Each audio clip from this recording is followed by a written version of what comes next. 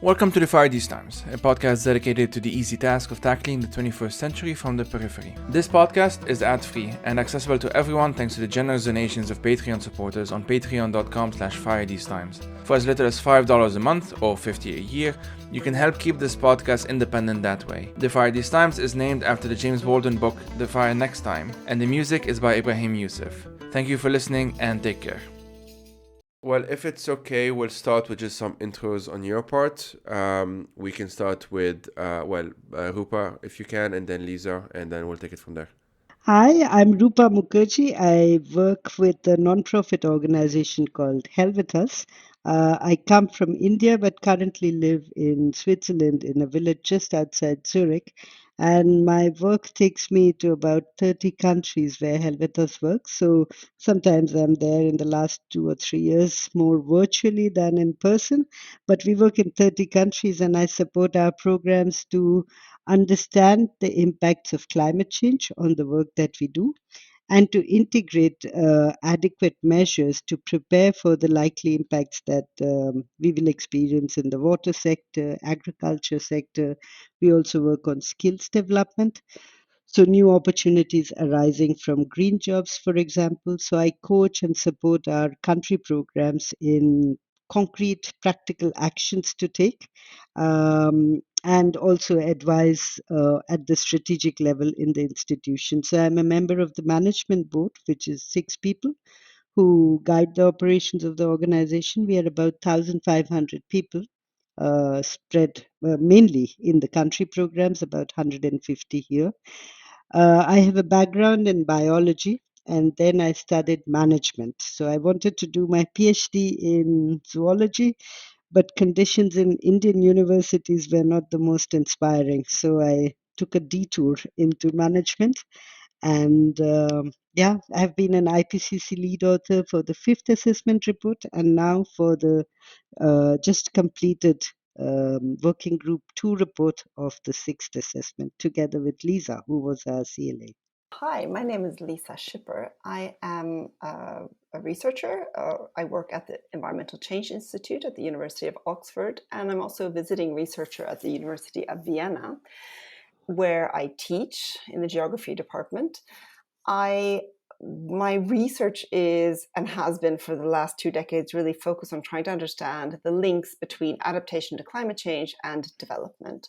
And in that space, particularly, I'm very interested in what drives vulnerability, social vulnerability.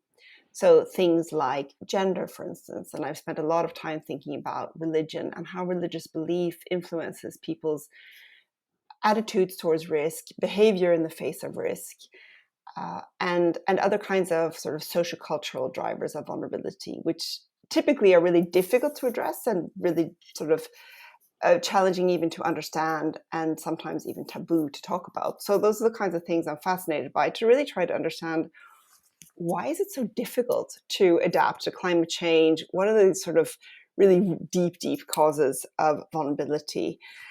So in that frame, I'm sort of asking, like, is it actually possible to have fair and sustainable development in the context of a changing climate? So I'm kind of at the meta level, I'm really interested in these issues of if we can actually achieve climate resilient development for everybody, for instance. I have been editor of the academic journal Climate and Development since it started. I was associate editor, now one of the co-editors in chief. And in that process, I've become really interested also in the notion of sort of equity in scholarship and whose voices count and who is able to contribute to building the knowledge base on climate change and development and adaptation. And as Rupa mentioned, I was now the coordinating lead author of the chapter on climate resilient development pathways in the 6th assessment report's working group 2, and also have been involved in IPCC in other reports, in the 5th assessment report and the special report on extremes. But as coordinating lead author, I've become even more aware of sort of whose knowledge are we drawing on, which views get represented in the science, and then eventually make their way into the policy. And so the kind of the imbalance, the inequity in the kind of knowledge that actually is translated into policy and the gaps that are there. So yeah, that's about me. Thank you both. Obviously, as you mentioned, we'll primarily be talking about the most recent IPCC report. And Lisa, you mentioned this topic of adaptation, maladaptation, which we'll get into definitely in this conversation. But I guess we can, if that's okay with you, we can start with just general reflections on the latest IPCC report, like your thoughts. What are some key takeaways that people need to talk about? How does it differ, maybe, from previous IPCC reports and so on? Sure. For me, this IPCC report has certain very important thresholds that it has crossed. One, that it really brings together and breaks the silos between adaptation, mitigation, and development. So, climate resilient development, our chapter, it's the closing chapter of the report. It is reflected right through every regional section as well as sector. And basically, what it says is every decision that you take has a relevance for climate in terms of contributing to reducing greenhouse gases, in terms of contributing to reducing risks of from climate change, and shaping also the kind of options that we have in the future. So what kind of transport solutions are we thinking of? Because every investment decision is also locking us into a certain kind of future, right? Closing options, opening new pathways, etc. So it took us quite some time to to discuss and to find our way, because there is no one single pathway to climate resilient development, right? We have different starting points, different governments, communities have different priorities, mechanisms to discuss and manage the trade offs between them. And it was fantastic to see the amount of commitment and interest to this integrative way of thinking and working and challenging ourselves across all the chapter teams. And Lisa will talk a bit more probably about the policymakers' response to that. But for me, it was so satisfying to see that these topics become mainstream now, and also the fact that questions of equity, fairness, justice are centrally embedded now in the IPCC report. And this is not because of what we bring as authors, this is not our orientation, it's because the literature has grown. There's much more evidence, because what we do is basically an assessment of literature. So there are people from different thematic areas contributing and engaging with climate science. So we have quite a lot of literature of the kind that Lisa talked about mindsets, religion, how it impacts our decision making. We had a philosopher in the team, we had an economist, and each of us brought our knowledge and also network of contributing authors to this assessment. Yeah, to add, for me, this report, I think that the first and most important thing is that there isn't much time left to do anything before things get really serious. So one of the key messages really is about the urgency. And the urgency is because we now understand so much more about adaptation to climate change, but in particular the limits of adaptation. So the kind of limits that we can't do anything about, so that's what we call the hard limits, and also these softer limits. So hard limits, particularly natural systems, like when ecosystems simply won't adapt to any more heat or any more moisture, when it just becomes impossible. And we can't just kind of sweet talk them into changing. There's a certain amount of kind of human intervention in ecosystems, so we can help ecosystems adapt, can kind of manage ecosystems. But there's a limit at some point where it's no longer possible for ecosystems to adapt to this rapid change. Similarly with human systems, I mean, the most striking thing in terms of hard is when you actually run out of resources in locations and people no longer can live there. So one of the examples is the freshwater that is limited in small islands, but just because of the nature of the way they are. At some point, that water runs out. We all need water to survive. So that means people can no longer live there. It's not, just because the island itself disappears, because other things come first. And softer limits are things that we can address, things like funding, for instance, or also education. And those are things we can address, but obviously there's some sort of institutional kind of maybe political will barriers that are standing in the way, and that need to be addressed. We're chipping away at addressing those. But the report does a good job of outlining the kinds of things that are affecting the soft limits. So there was also a chapter on limits to adaptation in the fifth assessment report. But the difference is now that we have a huge amount more research on adaptation since the fifth assessment report, and a huge amount more analysis of the outcomes of various programs and projects around the world. So they're showing us more knowledge about the limits, but they're also showing us that we're not doing adaptation very well, and that in fact sometimes it's ending up being maladaptive, which means that interventions are actually making people more vulnerable to climate change rather than less. So that's a huge sort of difference, but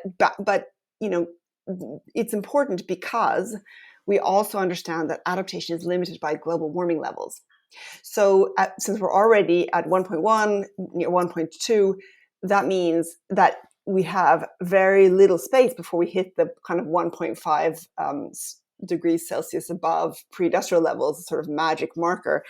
And it means, again, put pressure on, we need to act, we need to figure out what we're doing wrong, we need to fix up our adaptation, we need to get more adaptation out there, but we also need to reduce greenhouse gas emissions. And that's what Rupa was saying, this sort of interconnected nature, it's absolutely clear. But it also means we have to act now.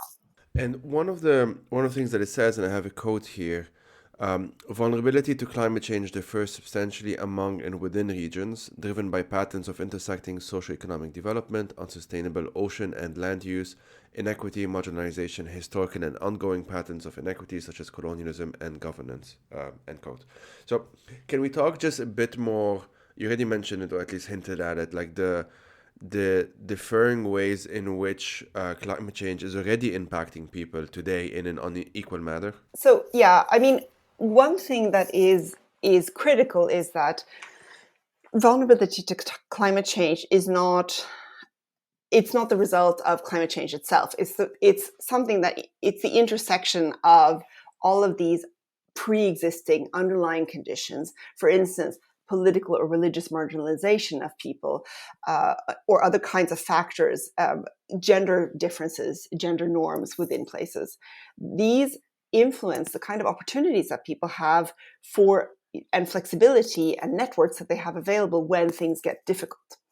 And so if we don't, we have to recognize that those things are extremely different around the world. Intersectionality, the notion that different characteristics intersect, so that being an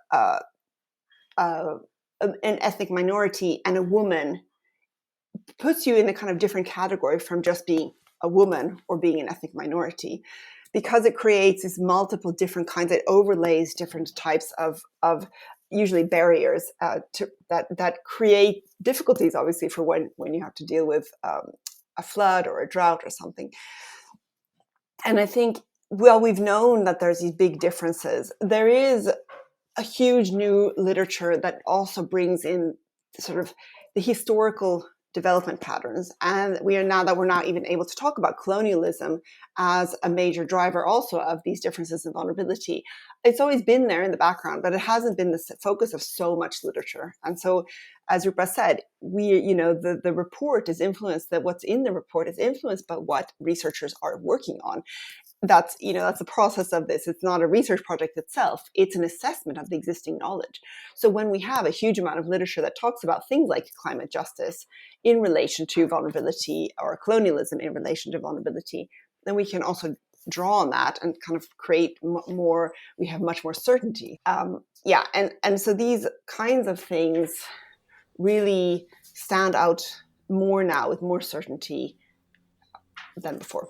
What was striking for me also was the amount of literature that is now available on aspects such as voice and inclusion.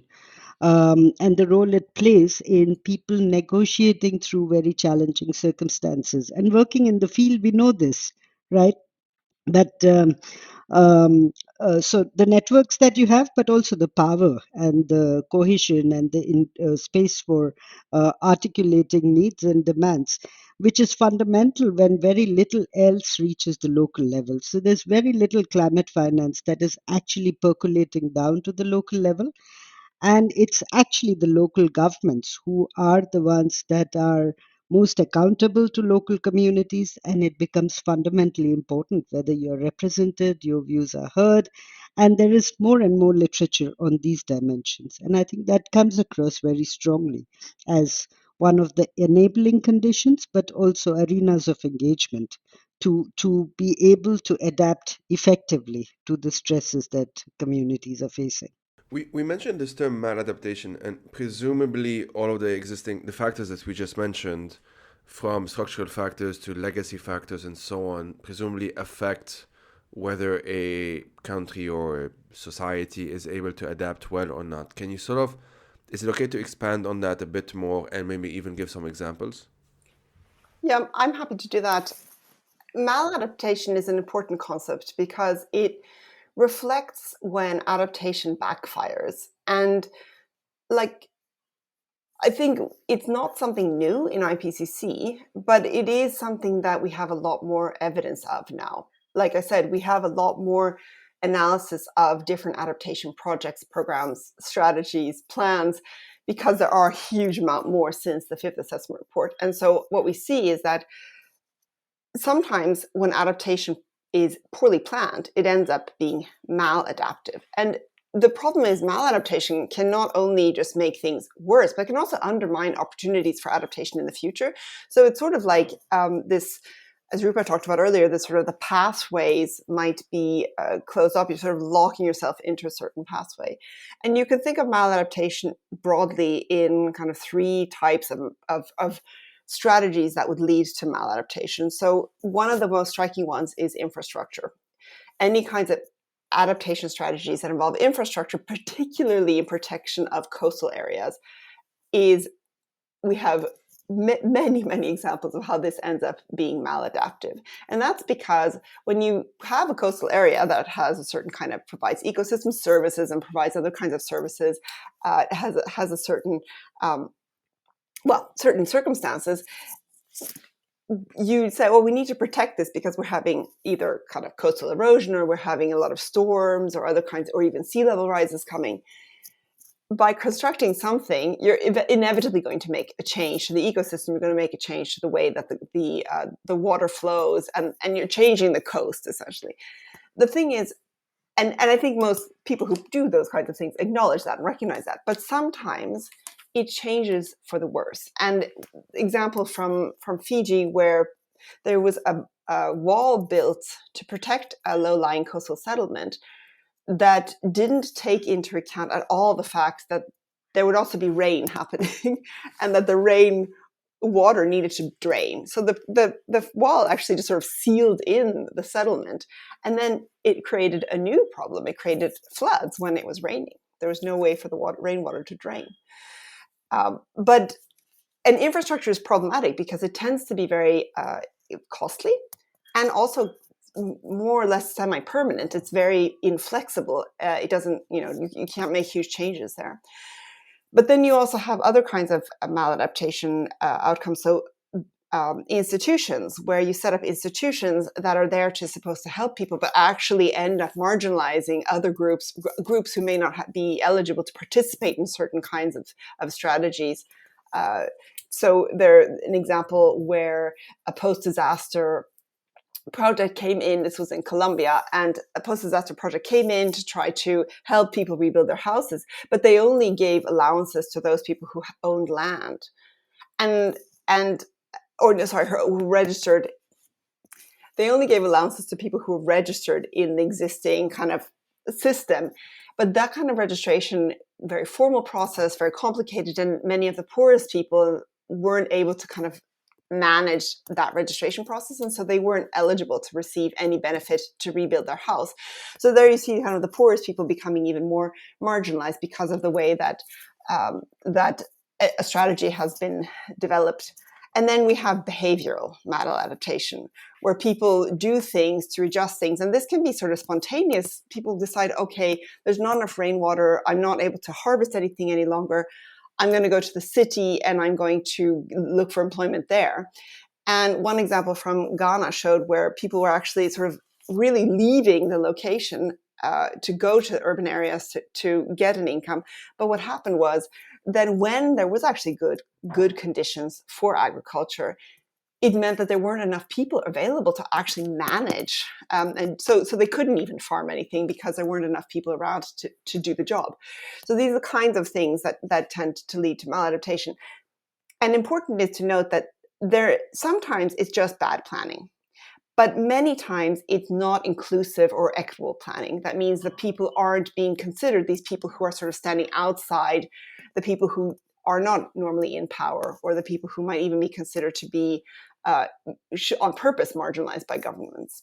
I also find that many a times development actions can also contribute to maladaptation. So not the classical adaptation programs, but also things like introduction of new crops, or in response to a changing rainfall pattern to invest more and more in irrigation, when you know that almost in the near term the rainfall patterns will continue to evolve, and actually that locks in communities into a production system that will not be viable in their own lifetime. And this happens across the world. And growing up in India, I have lived with situations where building embankments to protect communities from floods was the most important task of the irrigation department and the engineering department, because there are high stakes involved, right? There are big contracts, there are interested parties, and we have evidence of how they lock in communities. Many live within the embankment, so they're living on the riverbank. They farm the riverbank because that's the most fertile part, actually. And for a long time, we have been saying we need to move to living with floods rather than managing and controlling floods. And we repeat the same strategies that haven't worked for the last 100 years now as adaptation to climate change. So building walls and um, embankments. I see that very much in countries like Bangladesh, for example. And there is a clear interested group that would like a permanent solution like a wall, because the nature-based solutions, building embankments with earth and with perennial grass, etc., they require labor and for communities to be involved. So an external solution seems easy and attractive, but it has long-term negative consequences. And it's these trade-offs that we must be able to discuss and negotiate with communities, government, contractors, different stakeholders. And it takes time, but it's vitally important. On the question of time, so we're recording this on March 23rd, 2022, obviously. And as it happens, not too long after the IPCC report, I read this pretty horrifying news article in The Guardian on the heat waves at both of Earth's poles. The subline is that Antarctic area has reached 40 degrees above normal at the same time as North Pole region hits 30 degrees Celsius above usual levels. Which, if anything, obviously reinforces the urgency of the IPCC reports. I'm in this discussion group on climate anxiety and related things, and one of the members, Daniel, asked this question, because obviously I was telling them that I was doing this conversation and if they had any questions to ask. And so he asked, I'm always curious to hear climate scientists' thoughts on the paradox of pace. So that's not space, pace without the S. We need drastic plus urgent actions, but deep, sustained, and especially equitable transformation takes time.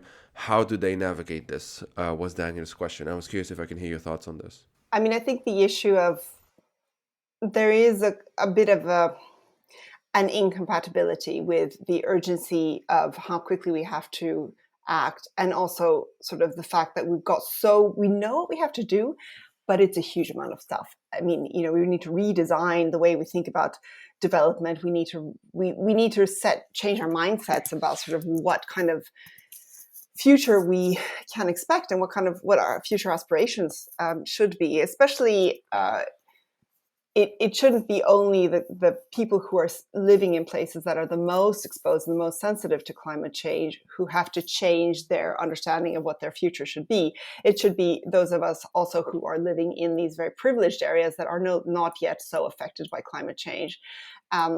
Because we, of course, contribute a huge amount to the greenhouse gas emissions through the fact that we continue to live our lives the way we do.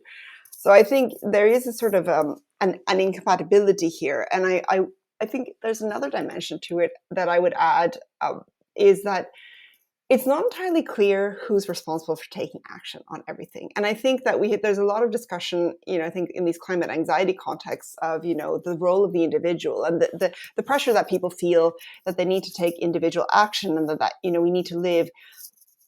If we don't take individual action, then we can more or less forget it, because maybe we consider the governments are incompetent or too slow, or that the sort of all of the private sector, all these companies that are kind of producing fossil fuels and using fossil fuels don't care because they only care about profits.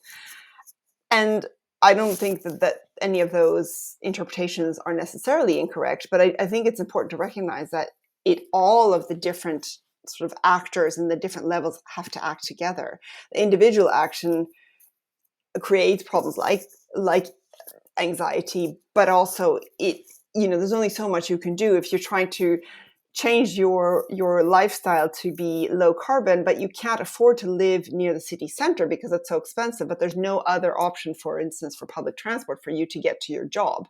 So the only option that you have available is to drive by car. I mean, those are not things you can put pressure, you can lobby and so on. But at the same time, the ultimate choice and responsibility lies with the municipality or the government or whoever in your region has to make decisions about those kinds of things. So I think the challenge, I worry that this message of urgency falls a little bit flat, precisely because it's not entirely clear who's supposed to act. And even though the Intergovernmental Panel on Climate Change reports are, by their definition, for the Intergovernmental Panel, it's the whole bunch of governments who are members of the IPCC, who are the clients, the ones who are requesting these reports each cycle. So ultimately, they're the ones that we've been writing for. But we know that there are many other audiences also who are reading these reports and who are influenced by them. So I think there is something there about sort of who's actually kind of feels like, oh, this is speaking to me. I'm going to go and take action and make a decision now. I think part of the problem is around this question of urgency, but who takes action first?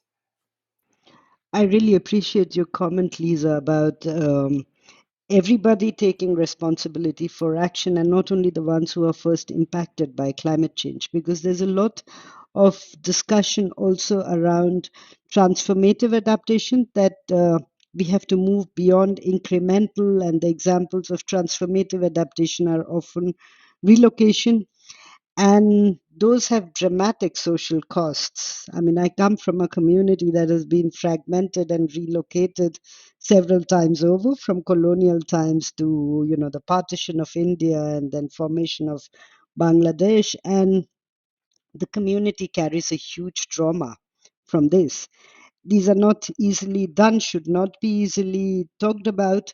And the only way to avoid large scale such trauma, intergenerational, is through everybody taking action in the spheres that they can influence. And I think uh, systemic change is needed, and the arenas of engagement are through our right to elect the kind of government that is committed to taking action, to ensuring where our money is going and what our money is financing. So there are many, many levels.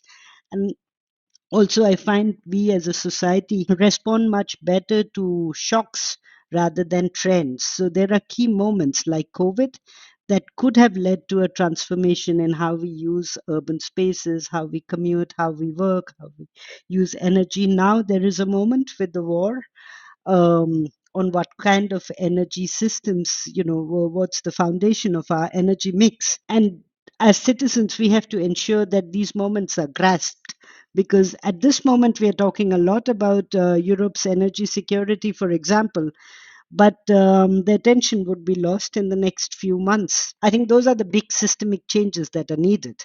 And it's not correct to pass on the responsibility always to the individual, but we can influence those choices. Yeah, thanks a lot for that. I will link up, as in I'll add in the description, this video that's been passing out on Twitter of a number of young climate activists, primarily from Eastern Europe. I think it was a Polish activist, she's 20 years old. I don't remember her name at the moment, but I'll find it and I'll include this, who were talking about this link between this whole energy security and obviously what's happening right now in Ukraine.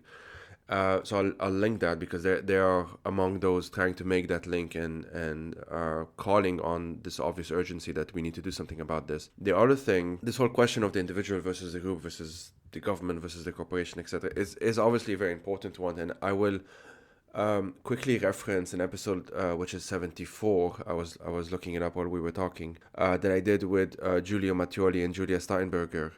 On the title is called "The Political Economy of Car Dependence: Understanding System of Provision," which is a very academic title, but what it essentially means is looking at why do we have societies built around cars, so like not taking that for granted.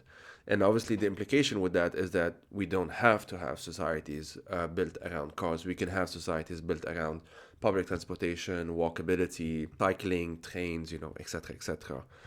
And so this is just an example because I grew up in Lebanon and there was no other option other than taking the car wherever you went. So it wouldn't make sense to guilt trip someone into like having to use their car less on a daily basis if this is the only option.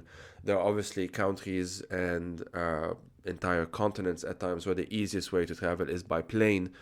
It's obviously a problem, and I can think of American friends who fly everywhere basically within the United States, and that's obviously a problem. But America notoriously has a very bad public rail system and so on, at least one that can be improved. So that definitely is something that is a contributing factor. Here in Switzerland, I don't have to take the flight to go to Zurich, for example. I actually think it's insulting that there is a flight from Geneva to Zurich, but that's my personal opinion. But I can just take the train, which is about 3 hours long, and same to go to Paris. It's 3 hours long and it's fine. There are issues with affordability and access and all of those things that can definitely be tackled, but the infrastructure is there. The rest is a matter of policy priorities, I guess we can put it that way. Okay, so another thing that I wanted to ask, unless you have comments on this, I don't know. I would comment on that because I think what you've raised now is really the critical thing, is that we know what's wrong, we know what we need to do, and we just need to do it. And I think that's the frustrating part about all of this, and potentially also, why we feel that the sixth assessment report, in some ways, this is the one where we're saying, hey, we've told you this already. We know these things now, but by the way, we now have a lot more options and actually really kind of blueprints for how you should address these things. And I wouldn't be surprised if the mitigation report, the Working Group 3 report that's going to be published on the 4th of April, will come with similarly, we know all these things and this is what seems to work. Because, that's what we have now. It's a sort of this solution. We have solutions available. And so that means that even though there's this urgency, because there's this urgency, even though there's some uncertainty around, exactly who should be doing what, it shouldn't really be all that difficult. And the pandemic was a good example to show us that actually when governments want to move quickly and act quickly, they can move very quickly. So, of course, that came at huge equity issues, equity costs. There was a lot of groups that were inadvertently, that were disproportionately affected by the strategies to protect people from the pandemic. But governments do have the possibility to move quickly. Yeah, the pandemic is a good example because, unfortunately, it's a very good case study of different, especially at the beginning. I remember at the beginning I was paying obsessive attention to different countries reacting differently. There was very notable differences between, say, Taiwan and South Korea, how they were reacting with how we were reacting here in Switzerland, at least is what I can speak to the most. Just different measures that in retrospect seem pretty straightforward. And I've read that the reason why they were fast is because they dealt with a previous epidemic not that long ago. But very basic things like mass testing, contact tracing, mask wearing, hand gels, social distancing, etc., which were, in retrospect, pretty straightforward. In other contexts, were taken more politically. Like there were political debates around it, and the rest is history, as we say. And I guess it's not a very perfect segue, but I wanted, if it's okay, to get a bit more technical because. I do know this is a point of confusion with many people, and including myself, although now I'm a bit better at it. But it can be pretty confusing for people to understand the difference between staying under 1.5 degrees Celsius and staying under 2 degrees Celsius. Because for the average, on a daily basis, this doesn't seem like a huge difference, but obviously on a global level it is. What can you tell us about this, and what does the report sort of explain on that? I think a good example is to take the human body. And, a half-degree increase in temperature from whatever, 37 is a fever, right? And you feel pretty sick. Even though it's only half a degree, it's on the average higher than what where the equilibrium is.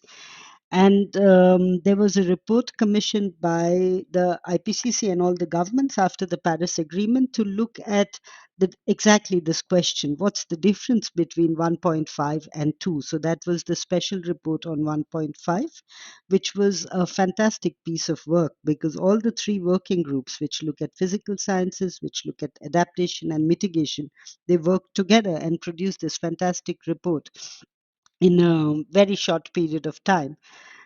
It was not uniformly welcomed by all governments because it really set the urgency for action. But there's been a lot of work since the report, really making it simple for people to understand the difference between this half a degree warming on things like loss of plant species.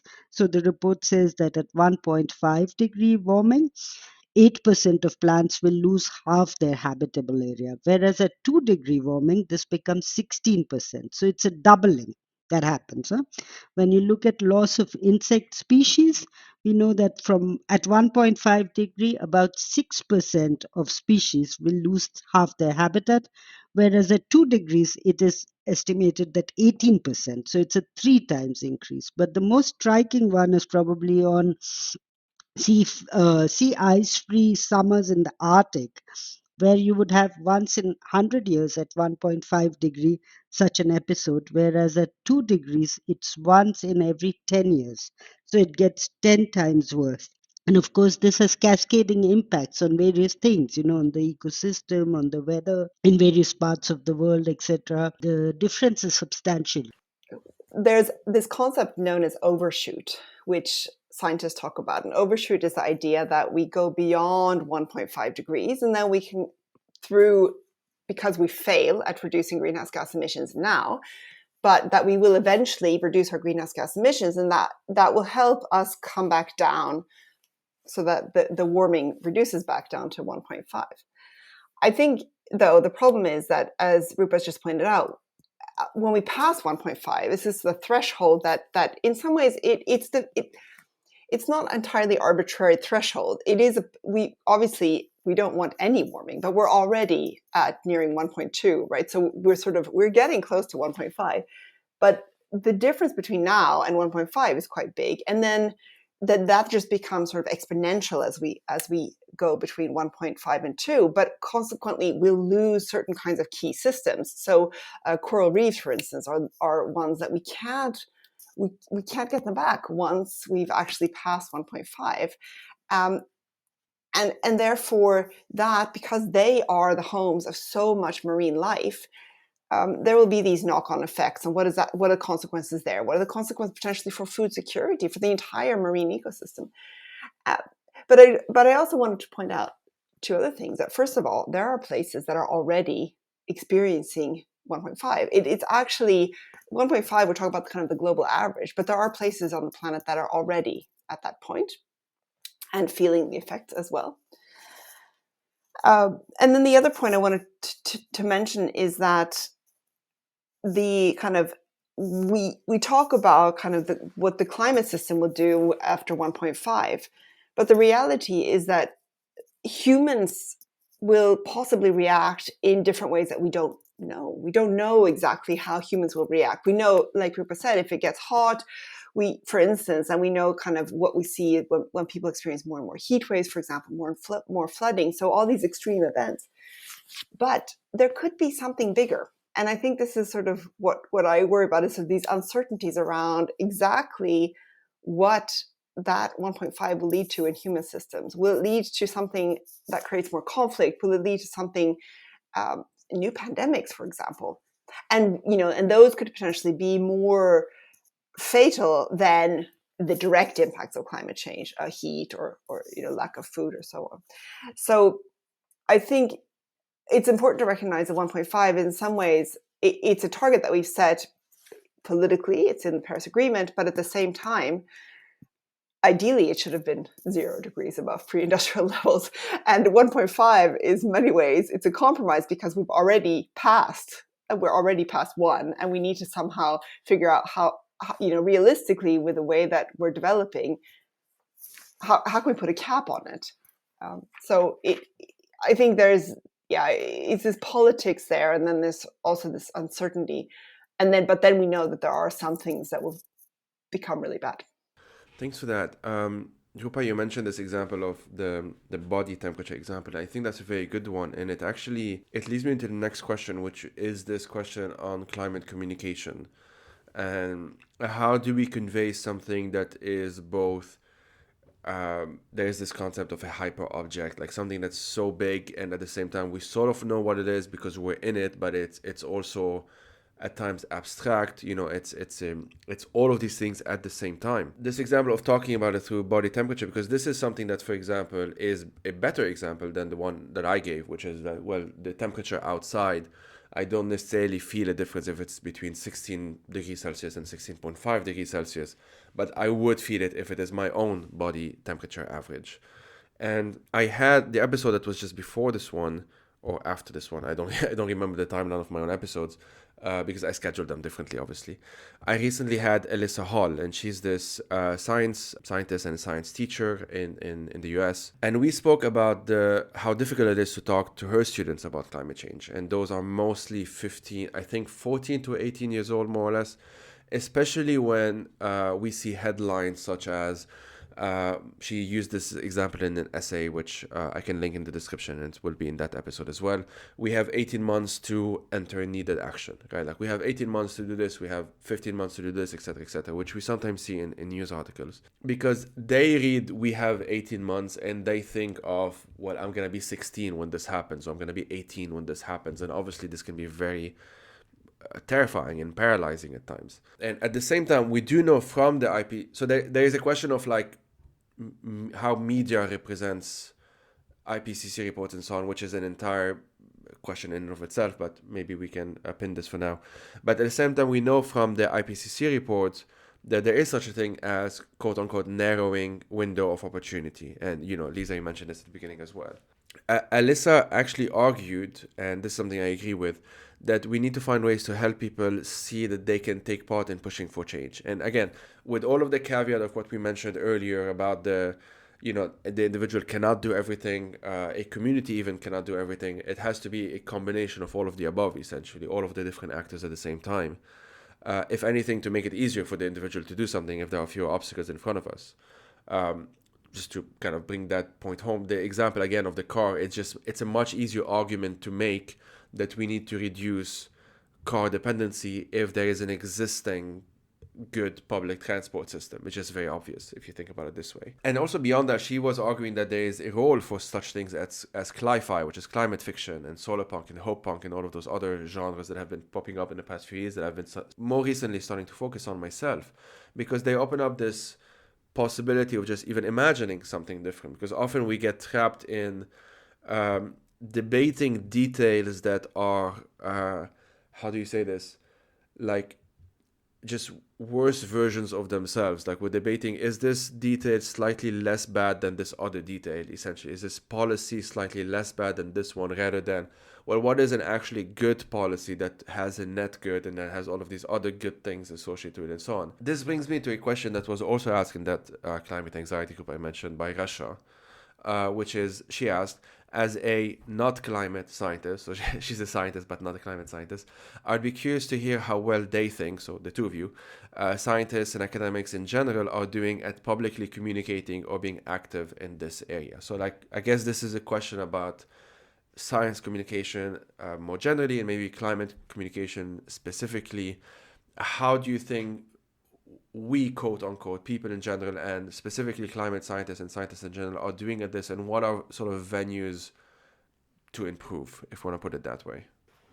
I think this question about how to communicate what's happening in order to not trigger panic, but to trigger kind of inspiration to act is really huge. I don't think that there is anybody who's really been able to solve this very well. If you look at the debates that happen, for instance, on our favorite bird website, Twitter, there's obviously huge rifts between those who think it's important to communicate that there are lots and lots of options available, that we're going to solve the problem, that we can stay below 1.5, which is not entirely inconsistent with the science. But then there's also those who say it's a lost cause. And these are both groups, the kind of the doomerist perspective. And these groups both actually are often scientists, could very well be climate scientists who are working on the same material.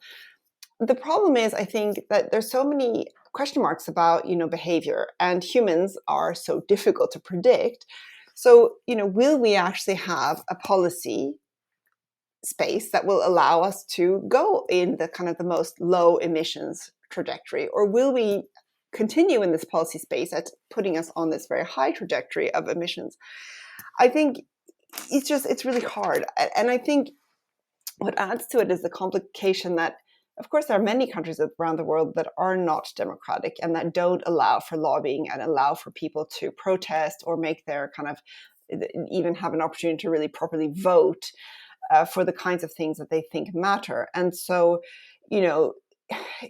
we need to keep that in mind. There are countries where, yes, it's sort of an, transparent-ish democratic systems. People can vote for lots of different options. Then there are countries that are transparent, like democracies, where there aren't many options anyway. So we have to keep that in mind in terms of sort of who's in power and how the sort of normal citizens are able to influence. But I think what strikes me particularly is this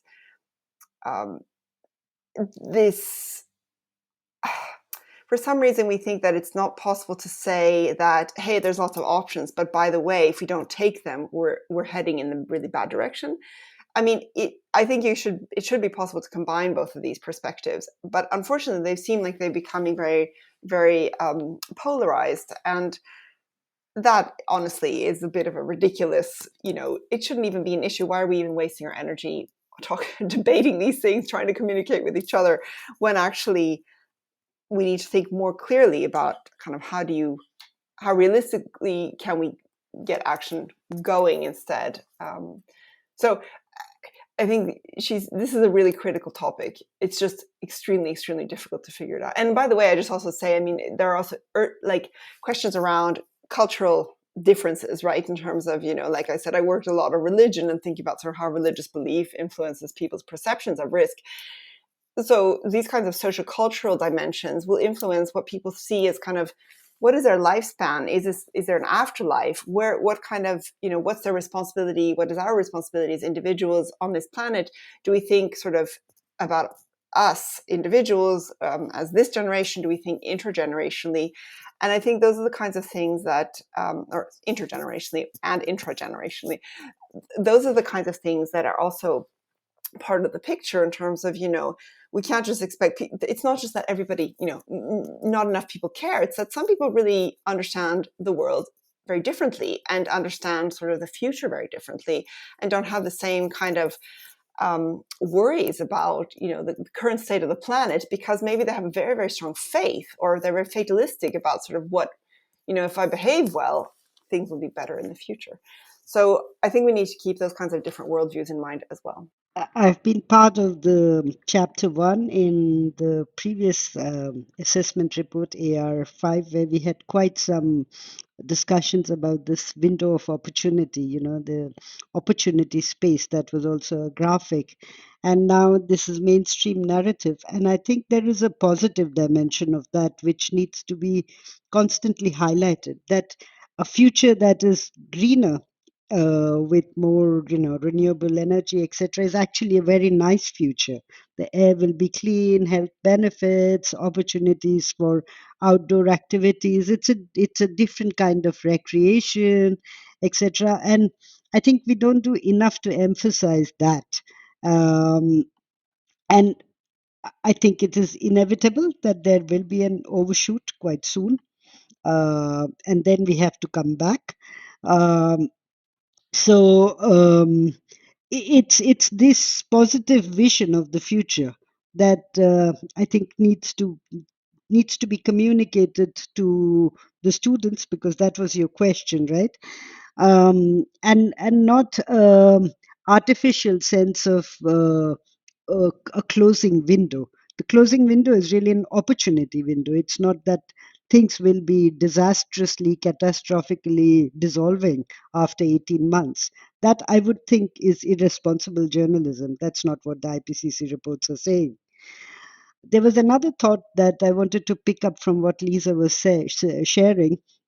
We have this discussion among some friends that in places where you deal with the greatest amount of uncertainty, so rain-fed areas, where you depend on the rainfall, but you don't know when it comes, there's no access to irrigation, those are the places where the religion and spiritual activity evolve from, because you're dealing with so much uncertainty that you must have faith in something larger than yourself, something larger than what you can control. And the biggest religions have evolved from those contexts. It's a thought experiment, and you can, validate it in different contexts that we work in. But I think as we face greater uncertainty, we'll start believing in different schools of thoughts. And it's important to see of what nature are they, because there is a lot of doomism as well, and that would be quite a different pathway from another which says we are all interconnected and share responsibility for the future we define for ourselves. Yeah, so we have to see how society evolves, but I think we are key players, and we will determine as human beings the fate of the planet. Yeah, there is this very nice slogan, I don't know, the sentence that I hear a lot in solar punk circles, that like when everything is doomerism, hope can actually be a radical act. And the reason why that is the case is, as the both of you mentioned this in one way or another, but when we say that the future can be greener, the present can be greener for that matter, but let's say the future can be greener, there's a lot of focus on the things that we will lose, or the things that we will have to sacrifice, or all of those things. And a lot of people sort of, and this is in my experience, but I think this is true, a lot of people sort of zone out after this. Like, I'm already dealing with a lot in my life. Why do I have to sacrifice even more? Especially given the tensions, as we mentioned, between the role of the individual and the role of corporations and the role of, class and government, etc., etc. One thing that I do like is that if we have these different, I call them imaginaries, in the same way as today, Lisa, you mentioned Twitter. It's very common, I would say, to have common frames of references that most people understand. So most people would understand a Lord of the Rings meme, some reference from some popular film, like let's say the Avengers, something very popular, something that becomes globalized in one way or another. And through that, you have certain, I don't know if I would call them values, but definitely memes and tropes and and ways of seeing the world that end up being a bit more normalized than others, or at least easier to think about than others, because we have all of those, because we're like a pattern seeking species and we like to see patterns in everything, and this is one way of facilitating these patterns. And if we have more, and I'm personally excited in seeing this more in the video games world, but if we have more solar punk type whatever genres in literature, in movies, and whatever, it becomes also easier for people to imagine themselves in those situations. Because a lot, so to give a concrete example, which I quite like to give often, a lot, solar punk is very DIY and gardening, community gardening especially. And if you imagine a situation where this is just a cool thing to do because the hero is doing it, or the heroes are doing it, or just like it's just something that is done as, whatever.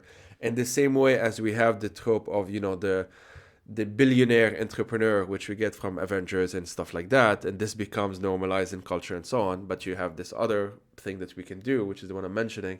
It makes it easier, especially for young folks and even older folks, to be honest, to place themselves in those situations. And so this is where I would say, and it helps especially with, we mentioned climate denialism a bit. For the most part, in my experience, it's not hard denialism, which is the most common one. Like, most people don't just deny it outright. Most people seems to at least agree that there's a problem and we have something to do with it. But there is this other term, which is soft climate denialism, which is like, we know it's there, but like, what can we do about it? It's too much, it's too big, etc., etc. And this, to me, is actually the bigger problem. And this is where stuff like solar punk and the other examples that we mentioned can have some role in tackling. I think the issue of sort of, we have these IPCC reports and they have a huge amount of knowledge in them. They are very, the science is very clear about what we aren't doing well, what we need to do, what we can do, the kinds of changes that are necessary. Perhaps they aren't themselves clear in their writing. It's challenging even for me to process, for instance, the working group 1 report, the summary for policymakers. And I think that, maybe what we need to do is we need to consider how to communicate this better. As you said, how do we create role models or shift pathways or trajectories of aspirations so that it becomes more of a climate resilient development pathway, and we actually are seeking our lives to be in ways that are compatible with high climate resilient development. There is sort of the role models, the icons, films, literature, and so on also contributed to this, certainly. And I think it's interesting that you talk about this climate fiction, which I think is really exciting. But probably there's a lot of static in the way for people to really get these messages clearly. And I think that I spend a lot of time trying to communicate this report now, and I realize, to all sorts of different audiences, I realize how much actually, first of all, it's exhausting, but second of all, now I'm finally trying to get back to all my other deadlines and my now 10,000 unread emails. So, this is not something that should just be left to kind of, the extra energy of IPCC authors. This is something that needs to be much more concerted. There needs to be much more of a kind of clear effort to create these communication strategies that actually talk to people about the contents of what we know, partly to avoid this eco anxiety issue, the fact that we actually have a lot of responses available. We know what we need to do, but also to make sure that to help unpick these various very destructive arguments that you said. It's too late, for instance, we can't do anything, and to make it clear that every single choice we make now will push us either towards or away from climate resilient development. So we actually, on a personal level, but also then on kind of much bigger level, government level, company level, whatever, these choices are all heading us towards a way. It's not too late. That's, I think, the key message. So we need to kind of integrate that somehow and maybe do it more strategically. So obviously we need funding for that in some ways. But I think that's a really critical part of actually getting that, the value of the IPCC reports, moving them from just being these scientific reports to actually being actionable reports. I just wanted to compliment that and say that for me, it's very important to communicate that the people at the front lines of climate impact are not waiting for action to happen from international community. They're not sitting and enduring the impacts. Everybody is working, trying to deal with it, trying to adapt, trying to cope. Some are maladapting, etc. But there's a lot of action happening out there, and these are some of the poorest communities in the world. And we can indulge in doomism, we can indulge, it's an indulgence, I feel, an intellectual endeavor. But out there, everybody is dealing with the situation with the best of resources and capacities they have. So it's our responsibility in whatever function we have to be part of that process of positive change and contribute to that process. Yep. So, inaction is not an option. And the most vulnerable are fully engaged in coping with this. Thanks a lot for that, Rupa. Okay, so what are 3 books that you would recommend to our listeners, and why those 3? Yeah, so we just talked about the importance of fiction in allowing us to kind of imagine different worlds and different futures. And I am a big lover of fiction. I really, really like to read about very kind of surreal things. So I love Japanese author Haruki Murakami and his books because a lot of strange things happen and there are cats always. And he always spends a lot of time cooking and listening to jazz. But so I love in particular Kafka on the Shore, which is a very popular book. But I think I've read everything and everything that's available in English, and I love them all. But I also like to read books that are kind of grounded in some sort of history, but still fiction. And I really like Chimamanda Ngozi Adichie's books. She's Nigerian, very powerful author, writes a lot in sort of feminist, from a feminist voice. And her book, Half of a Yellow Sun, had a huge impact on me. But in fact, she's written other fantastic books as well, and I highly recommend them. But then I have to talk about a book that is also one that's influenced me intellectually and from my work perspective. And I absolutely love At Risk. It's called At Risk, Natural Hazards, People's Vulnerability and Disasters. It's sort of a must read for anybody who's interested in the social kind of root causes of vulnerability to natural hazards. This book first came out in 1994. Where Piers Blaikie was the first author, but the other authors, Ben Wisner, Terry Cannon, Ian Davis, all have contributed tremendously to shaping our understanding of vulnerability to hazards, and are in some ways very much kind of architects of thinking about political ecology political ecology, bringing the political ecology perspective to thinking about vulnerability and hazards.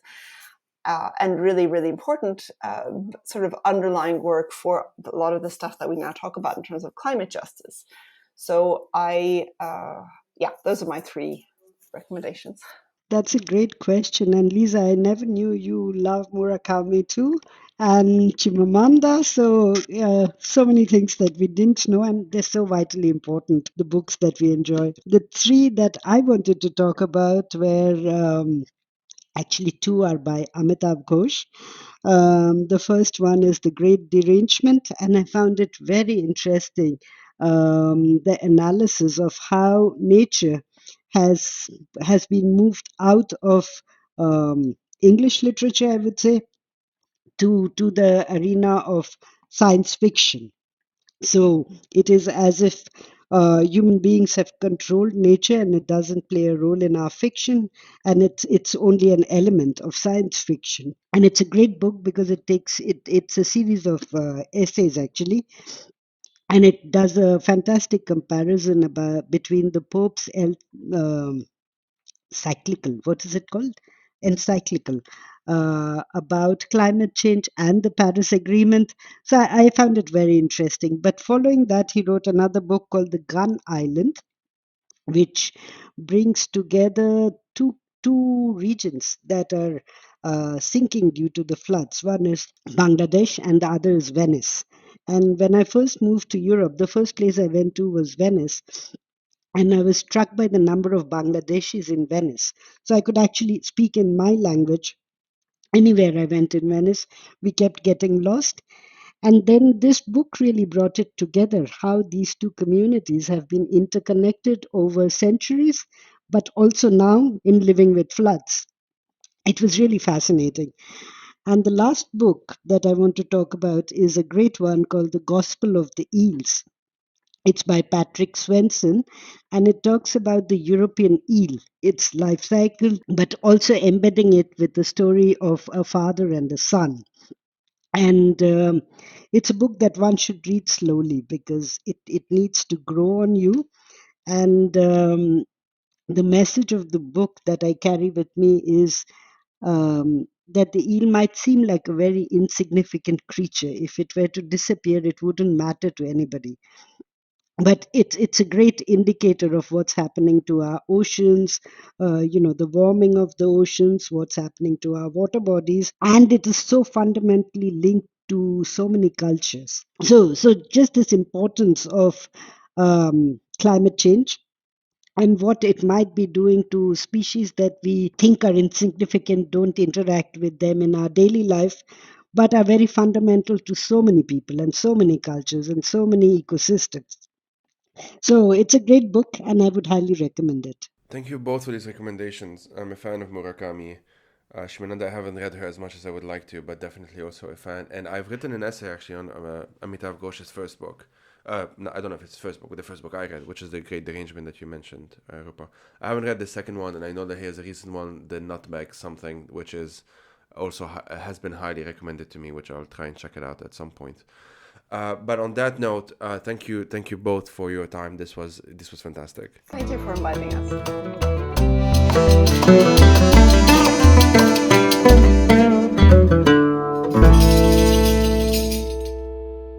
The Fire These Times is hosted by myself, Joey Ayoub.